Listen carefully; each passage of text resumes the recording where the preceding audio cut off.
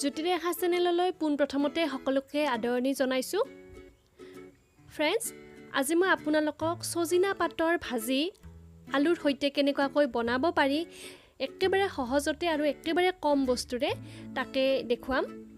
ভিডিঅ'টো আপোনালোকে শেষলৈকে চাই থাকিব আৰু এই ৰেচিপিটো যদি আপোনালোকে কেতিয়াও এবাৰো বনাই পোৱা নাই নিশ্চয় এবাৰ ট্ৰাই কৰি চাব।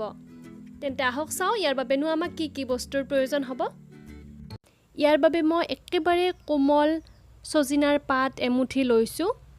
দেখিছে নহয় আপোনালোকে, এনেকুৱাকৈ একেবাৰে কোমল পাতটো লৈ ল'ব। তাৰপিছত মই সজিনাৰ ঠাৰিখিনিৰ পৰা কোমল পাতবিলাক উলিয়াই লৈছোঁ আৰু একেবাৰে যিবিলাক কোমল ঠাৰি সেই ঠাৰিখিনিও ৰাখি দিব পাৰে আপুনি।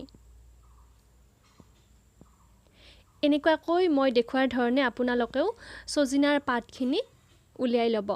গোটেইখিনি মই এনেকুৱাকৈ ঠাৰিৰ পৰা উলিয়াই ল'লোঁ আৰু একেবাৰে কোমল ঠাৰিবিলাক মই ৰাখি দিছোঁ। তাৰপিছতে মই লৈছোঁ এটা মিডিয়াম আকাৰৰ আলু আৰু এই আলুটো মই একেবাৰে মিহি মিহিকৈ কাটি ল'ম। দেখিছে নহয়, দীঘলে দীঘলে কাটি লোৱা দুটা মিডিয়াম আকাৰৰ পিঁয়াজ লৈছোঁ। ভাজি বনালে আপুনি সদায় দীঘলে দীঘলে কাটি লোৱা পিঁয়াজ ল'ব, তেতিয়া বেছি ভাল লাগে। 3টা কেঁচা জলকীয়া লৈছোঁ। ইয়াৰে পিছতে লৈছোঁ গোটা জিৰা সৰু চামুচেৰে আধা চামুচ। আৰু যিকোনো ভাজি বনোৱাৰ বাবেতো আমাক হালধিৰ গুড়ি, নিমখ সোৱাদ অনুসৰি লাগিবই, লগতে লাগিব সৰিয়হৰ তেল 4-5 চামুচমান। প্ৰথমতে মই আলুখিনি আৰু পাতখিনি গোটেইখিনি ভালদৰে ধুই লৈছোঁ। তাৰপিছত গেছ ষ্টভ অন কৰি কেৰাহী এটা দি দিছোঁ আৰু কেৰাহীটো যেতিয়া ভালদৰে গৰম হ'ব তেতিয়া ইয়াতে তেল দি দিব। আৰু এতিয়া তেলখিনি ভালদৰে গৰম হ'বৰ কাৰণে হাই ফ্লেমত ৰাখি দিব। এতিয়া দি দিছোঁ গোটা জিৰাখিনি। কেইছেকেণ্ডমান পিছত ইয়াতে পিঁয়াজখিনি দি দিব। কেঁচা জলকীয়া 3টাও দি লৈছোঁ একেলগতে। আৰু এইখিনি অকণমান মিডিয়াম ফ্লেমত 3-4 মিনিটমান সময় ৰঙচুৱা পৰালৈকে ভাজি ল'ম। পিঁয়াজখিনি যেতিয়া কোমল হৈ যাব তাৰপিছতে ইয়াতে হালধিৰ গুড়ি এচামুচ দি দিম। মিক্স কৰি লৈছোঁ।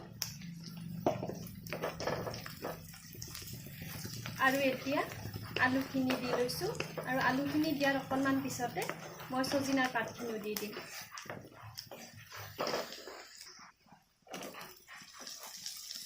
এবাৰ মিক্স কৰি লৈছোঁ আলুখিনি প্ৰথমতে।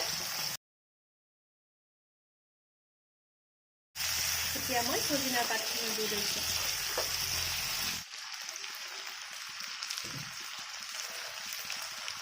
এতিয়া দি দিছোঁ নিমখ সোৱাদ অনুসৰি।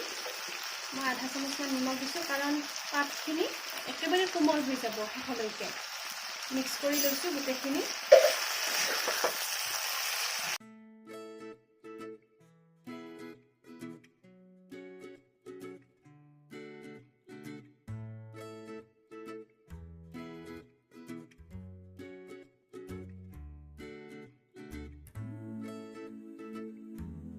আৰু এতিয়া ঢাকনি দি 5 মিনিটমান সময়ৰ কাৰণে একেবাৰে লো ফ্লেমত ৰাখি দিম। মাজতে এবাৰ চেক কৰি ল'ব।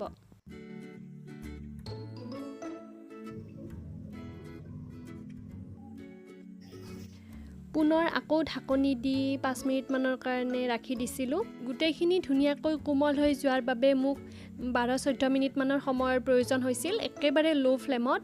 কেতিয়াবা কিছুমান আলু বা সজিনাৰ ঠাৰি সোনকালে সিজি যায় বা কেতিয়াবা অকণমান টাইমো ল'ব পাৰে। আপুনি ভালদৰে চেক কৰি চাইহে সেই অনুপাতে টাইমটো কম বা বেছি কৰিব। এতিয়া মই গেছৰ ফ্লেমটো মিডিয়াম টু হাই কৰি ৰাখিছোঁ আৰু তাৰপিছত এইখিনি এনেকুৱাকৈ লৰাই 2-3 মিনিটমান সময়ৰ কাৰণে যাতে ৰঙচুৱা পৰে এই ভাজিখন তাৰ বাবে এনেকুৱাকৈয়ে ভাজি থাকিম। আৰু যেতিয়া 2-3 মিনিটমান হৈ যাব গোটেইখিনি ধুনীয়াকৈ ৰঙচুৱাও পৰিব, তাৰপিছতে আপুনি গেছ ষ্টভটো অফ কৰি দিব আৰু গৰমে গৰমে ৰুটিৰ লগত বা ভাতৰ লগত পৰিৱেশন কৰিব পাৰে। ফ্ৰেণ্ডছ, এয়াই আছিল মোৰ আজিৰ ৰেচিপি সজিনা পাতৰ সৈতে আলু ভাজি। একেবাৰে সহজ ৰেচিপি হয়, আপোনালোকে এবাৰ নিশ্চয়কৈ ট্ৰাই কৰি চাব। যদি এই ভিডিঅ'টো চাই আপোনালোকে অলপ হ'লেও ভাল পালে তেতিয়াহ'লে লাইক কৰিব, লগতে শ্বেয়াৰ কৰিব। আজিলৈকে আহিছোঁ, ধন্যবাদ।